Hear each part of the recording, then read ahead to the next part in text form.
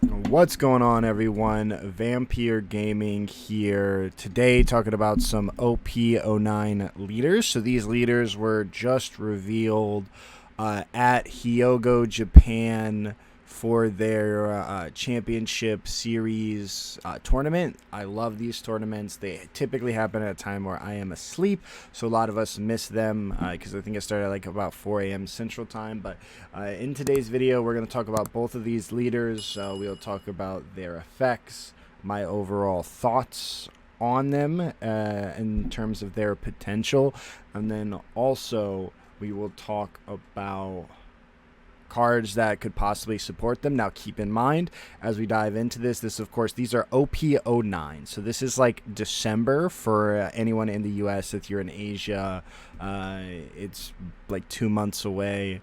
But for us, it's about 5-6 months away. So it's a lot farther away. So we haven't seen any actual cards from the set.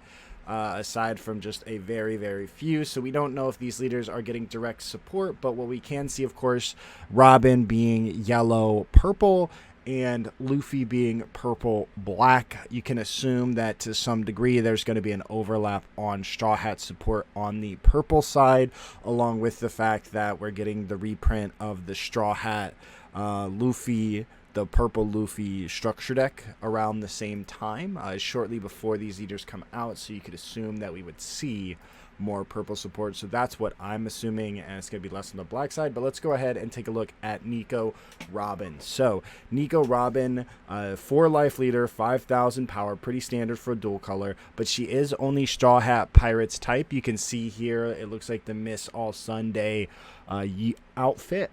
I know the alt on this is going to go crazy, so get your wallets ready. But she does not have any of the Sunday things. So we've got Lakers Croc, but she doesn't get any of that Baroque Works package. Honestly, I feel like if you could play 8 Croc in this deck would be insane. But it is what it is. So she has Banish, and so Banish is when you attack, if the attack connects, you trash that life, which prevents any triggers and things like that. So and they don't add the card to their hand, so it's just a static banish. So this is like Yamato. So essentially Yamato is the first half, this is the second half. Like one has double attack, now it's like now we have banish, and so those are like the two attack skills almost. And so we see that here on Robin. I think that effect is really strong just out of the gate, because you either lose one card or you lose one card. If you go 7, you lose 2 cards or you lose 1 card, but one of those cards are life, and you really have to understand how to value your resources appropriately to make way against this, just because you're not going to get cards to your hand, or you're going to lose cards from your hand. So you're losing cards no matter how you look at it, and so you have to play appropriately. I think leaders like Whitebeard very strong against this, because you either protect or you don't, but you're gonna run out of life and you're gonna get yourself to take those lives. So there could be potential for like a starve strategy, because you know we do have cards like 10-drop Ace and things like that. I'm not gonna mention 10-drop Ace in this video, but there are a few cards I'm gonna mention here that could possibly tie in with this. Again, keep in mind this will feature some OP-08 cards that we don't even have yet. If you're here in like, you know, the English card game. When attacking, also, you may trash 1 card with a trigger from your hand. Add up to 1 Dawn card from your Dawn deck instead as rested. So that isn't entirely strong for me, just because you're maybe going to want to use this once or twice, but it does cost you hand advantage, and it really depends on if you want to ramp / when you need to ramp.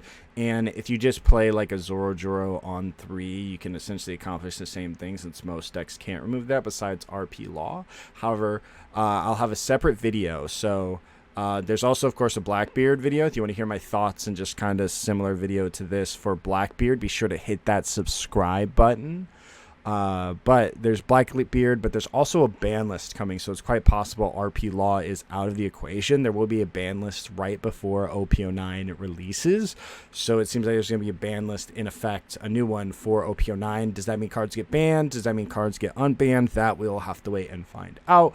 But I think the second effect overall weak, because you could just kind of, if you just play like a Zorojoro on 3 and then you just swing, you get that ramp for free anyways, and it is active. So something to take into consideration as we go in.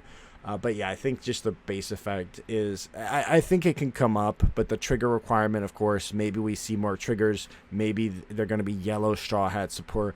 We already see some with Egghead cards, but a lot of those won't trigger unless you have an Egghead leader. But yeah, I think Banish alone, the fact that this leader does have 2 effects, I think if they just printed this with Banish, it was still a pretty strong leader, just because I think Banish is that strong, and a lot of people are underrating it. As Optimus Prime once said, let them sleep.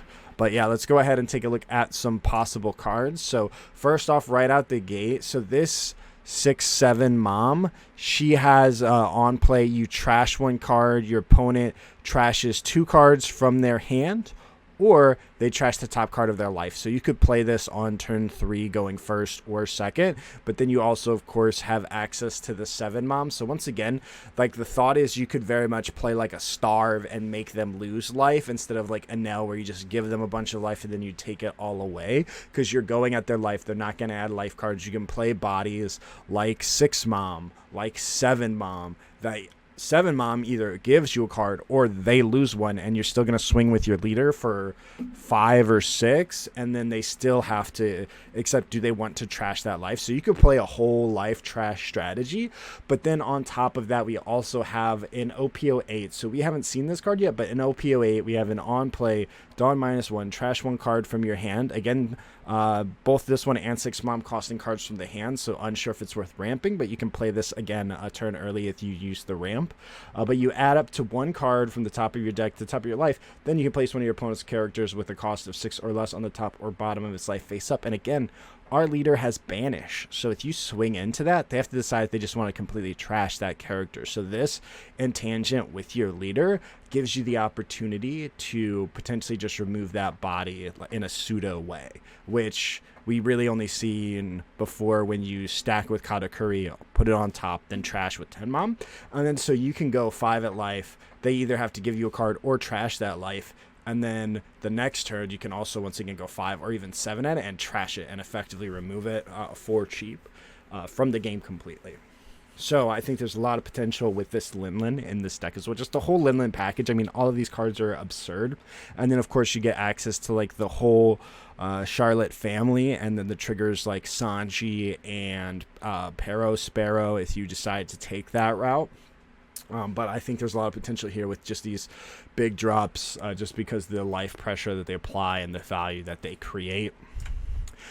And then, of course, other possible support cards. One, playing into the Banish. I think a lot of people forgot about Minnow Zebra, but then if they remove it, you don't get the effect, sadly, because she's not impelled down. But you do just have static Banish, and you can go 5. And so you can do, like, a double Banish. And I know, like, at Prime, when Magellan would play like one of these, it was never great, and then you're forced to answer it, so it essentially acts as though a counter on board when you play it, because they need to remove it. If it gets a swing off, it gets full value, so might be some potential there if you want to take that. But again, kind of just driving home like the fact that you can just prevent them from having life. But then we of course also have triggers, because one, you can use the trigger in your hand to gain value before, when sometimes that would be tough before like the 0 cost event. If you don't have that to pair with it, you don't really have a way to use it, but now you can potentially use it for ramp if you don't want to actually activate a Thunderbolt. But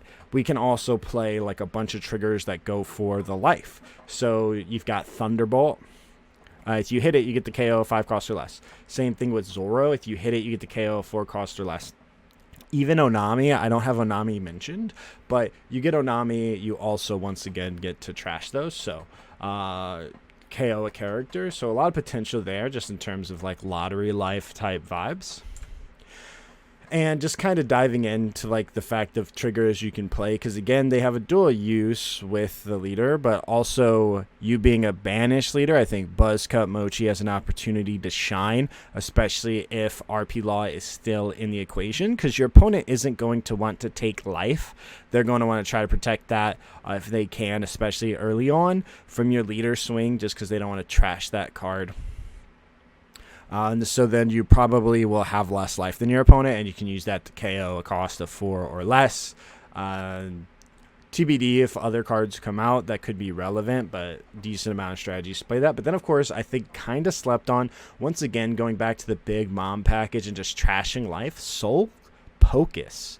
You can activate it, trash one card from the top of your opponent's life, or put one card on the top of your life. So you can play this. So say you don't want to ramp, you go 5, you play this, then you play 7 mom, and you play 6 mom, and you start spamming those where you're either gaining life or they're losing it. You're gaining value or taking away from them, all while using your leader, and they're just not going to get a life card. And then you, of course, if you don't want this in hand, you don't plan on playing it, you can use it to ramp.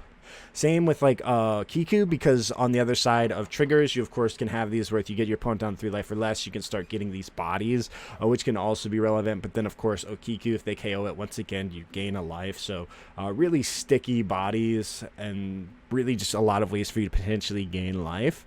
So I'm a big fan. I think all these cards can be useful. And then finally, just to touch on these briefly, OP-08. You get Pudding. Pudding is essentially just a cheaper Eustace. If you -1, you gain 1 rested during your turn. So if you want to play any of the purple minus, cool. And then Nami on play, you can trash a trigger. So you need triggers already to use Onami, or to use just Nami. And then you also get the KO a character with a cost of 5 or less. And if you have 3 or less cards, you get a draw card. And then if it triggers, you can also use that effect and KO a 5. So a lot of opportunities to KO. Of course, Miss All Sunday, you can use it to ramp and draw a card, or you can play it. And if you hit it late game, you can play it and also draw a card. All right, now on to Luffy. So he's purple black. So we've seen a purple Luffy, we've seen a black Luffy, we've actually had 2 black Luffy leaders, so there's a lot of cards that can overlap with this. But then on top of that, he is a 4 Emperor, he is a Straw Hat Pirates, he is Dawn X1. Your characters have +1 cost, so automatically better against black decks. And then on top of that, during your turn, once per turn, when 2 or more Dawn cards are returned to your Dawn deck from play, set up to 1 of your Dawn cards as active, and up to 1 from your Dawn cards as rested. So you ramp back to when you -2, just for free, if you do the minus.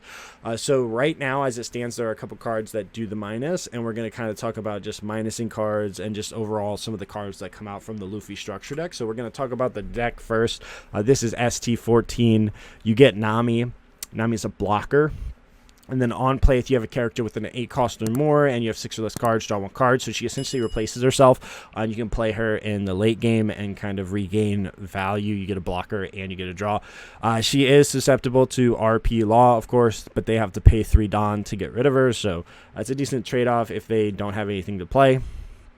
But I think this card could see play in it because your leader buffs a body, and so then you have that 8 threshold just a little bit easier.